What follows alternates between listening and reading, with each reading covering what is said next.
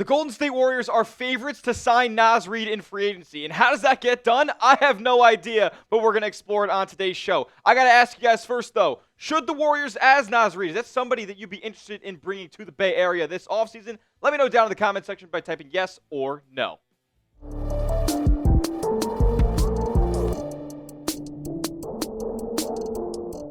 What's going on, Dub Nation? You're watching Warriors Today by Chat Sports. I am your host, Tyler Smith, and on today's show, Naz Reid. The Warriors are the favorites to sign him in free agency this offseason?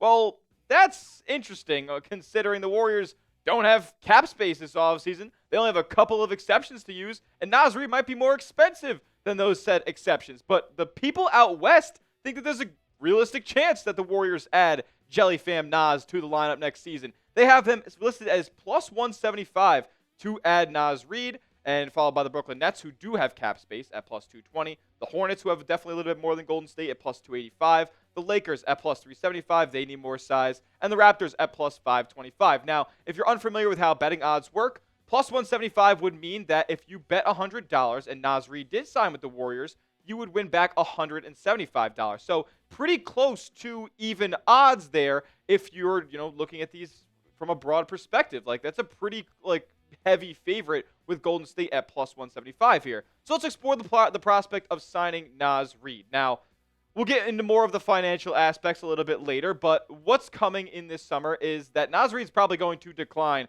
this player option. It's the league-wide expectation of $15 million, and he's clearly outplayed that contract to this point. I think Naz Reid in Golden State would be an excellent fit as an immediate floor spacer, somebody who can put the ball on the deck at a super high level and score everywhere on the basketball court. Look, what he brings overall, true three-level scoring ability, both off of the bounce and on the catch and shoot. Now, he's probably a much more effective player off of the bounce. Is that the most conducive to Golden State's style? No, but they also need a guy who can just go get a bucket, specifically go get his own jump shot when the half-court offense isn't exactly getting an open look for Steph or somebody off of the ball. So to have somebody like Naz Reid in town would be awesome as a guy who can just size up a defender, get past them, finish at the rim, or create some space for a jump shot. He's got elite ball handling. I'm not joking. This is a 6'9", Jordan Clarkson we're talking about here, who is really not common in the NBA. When you see these type of demigod, big-time floor spacers that are really tall, like a Kristaps Porzingis, they don't have the quick first step like Naz Reid does. He's almost like Kevin Durant, Jordan Clarkson, hybrid at a 6'9" level, but he can bang down low a little bit as well. And he's got elite finishing ability at the rim, really crafty. He can do the up and unders, adjusting in the air. Very acrobatic player, again, for his 6'9" frame.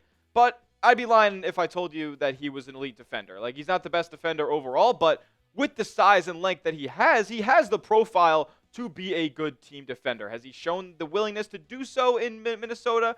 Not all the way, but I believe, with the backbone of Jimmy Butler and Draymond Green, he can easily be molded into a good and mobile, switchable defender in Golden State. And the numbers have backed it up for Naz Reid over the past couple seasons. He's clearly gotten better. Just 25 years old at this point, but season after season, he continues to get better and more efficient. Look, he's increased his three-point volume a ton this past season, so the percentages went down, but there's still nothing to shake your head at. I mean, 38% from three is very respectable. It's above league average, and this is a player who was the sixth man of the year back in 2023-2024, where he shot 42% nearly from three-point range.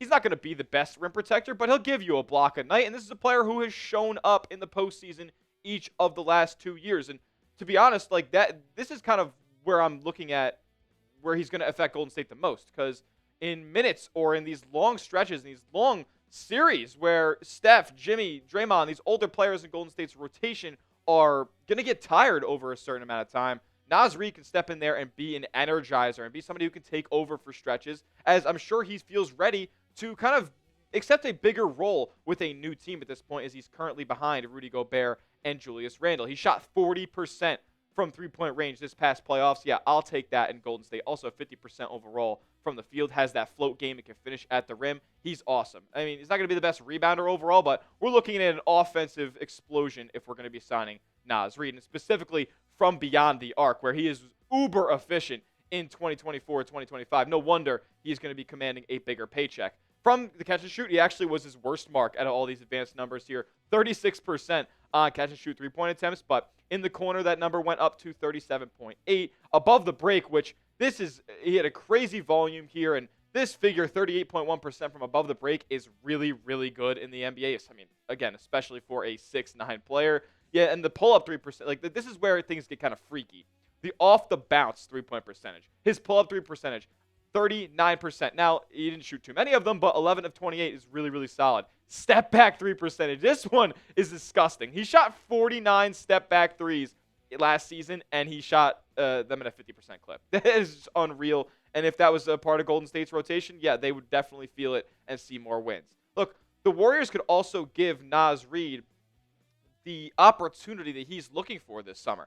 I think the Wolves can sign him to probably more money than a lot of these teams can, but they can't give him the opportunity and the role that he's asking for. And that's probably to be a starter at this point. He continues to come off the bench for Minnesota, and I thought, with how effective he is offensively, especially in that Thunder series in the Western Conference Finals, like Naz Reid should have been getting more looks, and I'm assuming that he's going to be in the market to land in a place where he can get those looks this upcoming season. And the Warriors could be that place. Remember what Shams said about what Golden State's going to be targeting this offseason. He said the Warriors will be incredibly aggressive in the marketplace to go find help to continue to retool around this big three.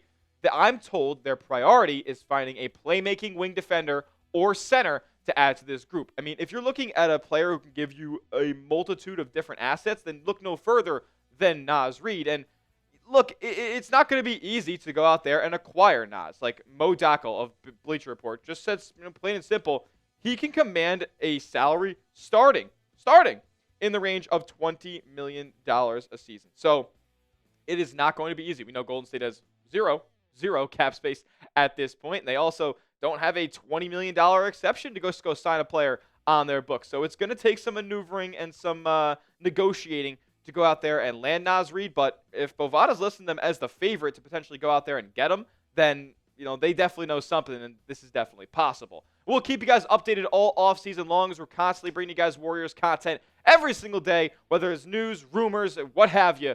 It's going to heat up as we get deeper and deeper into the offseason. I want you to lock us in as the number one spot for Warriors content. Go down below and hit that big red sub button and join us on the road to 100,000 subscribers. We're almost at 96K. We're going to get to how this Naz Reid acquisition goes down in just a moment, but I got to give a huge shout out to our sponsor, and that is PrizePicks. PrizePicks is America's #1 daily fantasy sports platform because it's daily fantasy made easy. Here's how it works. All you guys got to do is pick a lineup of 2 to 6 players and just pick more or less on their projected stats. Whether it's basketball, baseball, hockey, you got playoffs in full force right now. You can win up to 2,000 times your cash. Like no joke. You can turn $1 into 2 bands. It's crazy. And you can combine and mix and match all those sports in a lineup if you want to. PrizePicks always want to make it easier for you guys as well, where they offer incredible deals like Taco Tuesday, where they slash player stat projections, or Flex Friday, where if you lose your lineup, they give it back to you in promo funds up to $20. Now, for my lineup in Game 1 of the finals coming up here, I got Shai Gilgeous-Alexander more than 33.5 points. If it was 37.5 points, I'd still be taking them more. Give me Isaiah Hartenstein more than 7 rebounds, and then Tyrese Halliburton more than 9 assists. Tail my picks or fade them. Just make sure you go and do it at PrizePicks. Download the PrizePicks app today. Use the promo code CLNS for $50 instantly when you place your first $5 entry. You don't need to win to receive the $50. It's guaranteed. PrizePicks, run your game. All that information will be clickable down in the comment section and description of today's video. Look, it's not going to be easy for Golden State to sign Naz Reid outright. It's actually going to be quite impossible to do so. But it's not going to be possible for many other teams around the NBA. If you look at what the salary cap tracker looks like for this offseason, the Brooklyn Nets, way ahead in the lead, projected to have about $56 million in cap space. Could they sign Naz Reid? Yeah, sure. But does he want to go play in Brooklyn? I don't know. Who knows? He's from the area. Detroit, they have $25 million in cap space. They could give something like that to Naz Reid, but that would be all their cap space, and then what would they do thereafter? Who knows? I don't know. They're another young team. They could use a player like him to go create off of the bounce next to Cade Cunningham. Memphis, $17 million. See, I think we're already cut off from what Naz Reid will be commanding in free agency. I don't think he's going to be getting less than $17.5 million. So with Chicago there at 14, New Orleans at 12, and everybody else way below that, not a lot of teams, 2 teams are going to be able to sign him in free agency outright. Is that going to happen? Maybe, but I think it's more likely that we see a sign and trade where a team can shed some money and bring in a big Naz Reid contract. And like I said, the Warriors don't have the money on their books to just be able to go and do this right now. Obviously, Naz Reid makes more than $8.8 million, and I don't even know if you can use a trade exception in a sign and trade. The non-taxpayer mid-level exception, again, going to be just not rich enough for Naz Reid's pockets, and then the biannual won't even be close. So, Golden State's going to have to maneuver a sign and trade to go out there and get Naz Reid. Now, the item number one that Golden State fans need to come in contact with is that the Warriors will be losing Jonathan Kuminga in this scenario, and he very well might be included in a potential deal to get this done, and hopefully, or maybe going to a third team, because I don't think that he would be going to Minnesota. I would assume that Minnesota would probably rather pay Naz Reid than Jonathan Kuminga, but who knows? I think that they carry pretty similar value across the league, especially with Kuminga only being 22 years old. But we do have a mega trade idea that gets it all done. So walk with me here because it's a lot. The Warriors would receive Naz Reid and sign him to a $27 million a year contract. Now, the numbers, I found this exact framework on Fanspo, but I took the money down a little bit because it had Naz Reid making $34 million a year, and it had Jonathan Kuminga making $30 million a year. So if this money adjustments actually make this trade impossible, then I'm sorry, but those two guys aren't getting those figures in free agency this summer. So the Warriors get Naz Reid on a $27 million a year deal, I would assume 4 years. And then D'Anthony Melton, I don't know, I guess you make this trade somehow work with D'Anthony Melton as well because the Nets are involved. He is under contract with them at this point, but he will be unrestricted. So, again, I'm not so sure how it all works out, but on Fanspo, it came up with a success. So the Warriors get Naz Reid and D'Anthony Melton, who they had at the start of this past season, and I'm sure they have interest in bringing back for next year, granted that he stays healthy. The Timberwolves will get a wing that they're kind of desperately needing at this point in Cam Johnson, along with Drew Timme and Quentin Post. And you're going to see here the Warriors are giving up quite a few players. The Nets will receive Jonathan Kuminga, and I know it's small down there, but Buddy Hield is a big name that's going away in this deal, as well as Trace Jackson-Davis, Leonard Miller, Jalen Clark, who showed some solid stuff for Minnesota previously, and then the 2027 Golden State first-round pick, going to be unprotected. That's the last year of Curry and Jimmy and Draymond's contracts. So it's a lot. Golden State's losing a lot of players here. I believe they'd only be left with 7 active contract cats after this is all said and done. So it's not going to be, particularly the deepest lineup or the 13-man, 14-man rotation that we saw at the start of 24-25. But we all knew that probably wasn't feasible long-term, and Golden State cut their thing down eventually after the Jimmy Butler trade and was a much better team because of it. So after that trade, and you look at this potential rotation, you have a starting 5 of Curry, Podziemski, Butler, Draymond, and Naz Reid, and then D'Anthony Melton, Moses Moody, Guy Santos off of the bench. Now, you really do lose some size here in this trade. You lose Trace Jackson-Davis. You lose Quentin Post.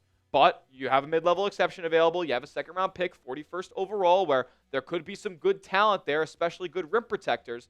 And then the mid-level exception you could use on a big, and then potentially also bring back Kevon Looney on a veteran minimum contract as well. GP2 could be in the works as well. So, that's your rotation, plus a couple of vet mins and whatever happens with the mid-level and the NBA draft. But I don't no doubt think that team is better than the one we just saw in the postseason that lost in 5 games to the Timberwolves, could not make a basket without Steph Curry out there on the basketball court. I think just automatically you get a year 3 jump from Pods. You get Naz Reid, who's automatically going to be a 15-point-per-game scorer if he gets a bigger opportunity next season.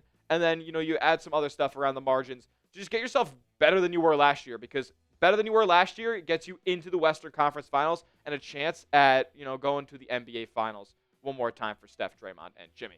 Would you make the trade? Let me know in the comment section. Type A for accept, type D for decline on whether or not you would send away Kuminga, Buddy Hield, Drew Timme, not Drew Timme for us, Quentin Post, and Trace Jackson-Davis, along with a 2027 first-round pick to bring Naz Reid to Golden State, along with D'Anthony Melton. A for accept, D for decline. Let me know.